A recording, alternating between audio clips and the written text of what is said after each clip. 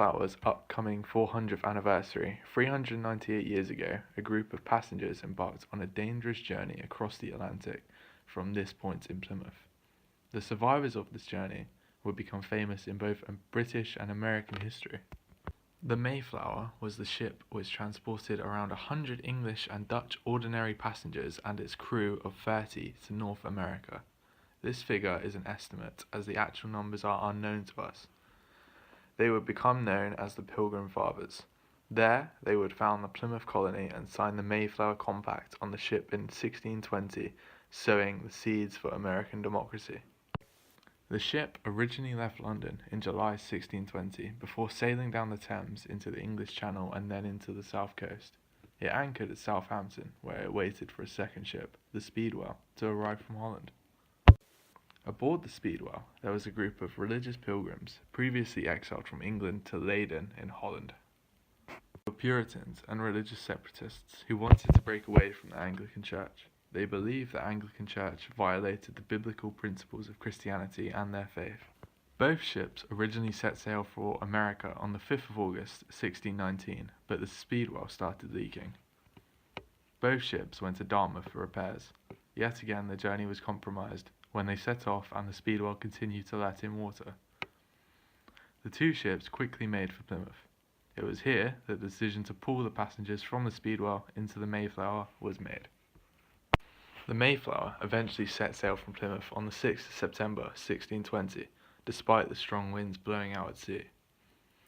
After a long and treacherous journey, the Mayflower anchored at Cape Cod, in what is now known as Provincetown Harbor in the modern-day American state of Massachusetts, on the 11th of November 1620.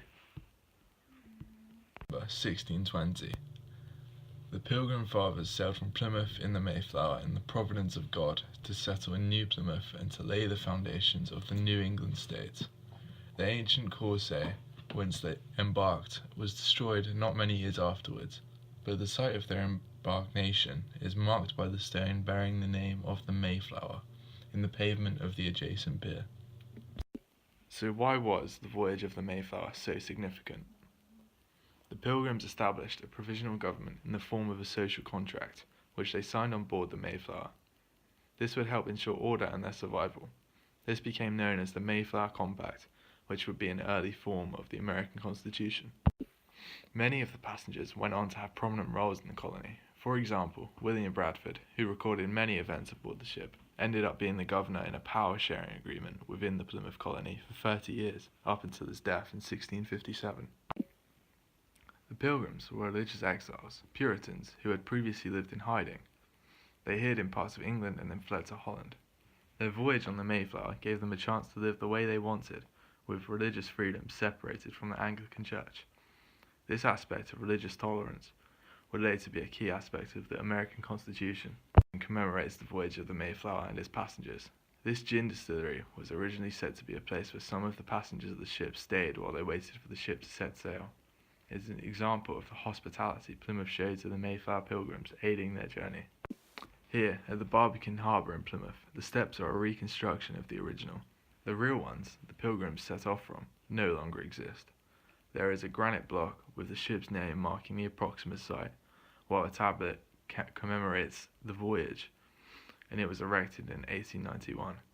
Every day, people use these steps to make journeys across the Sound in the spirit of the Mayflower trip.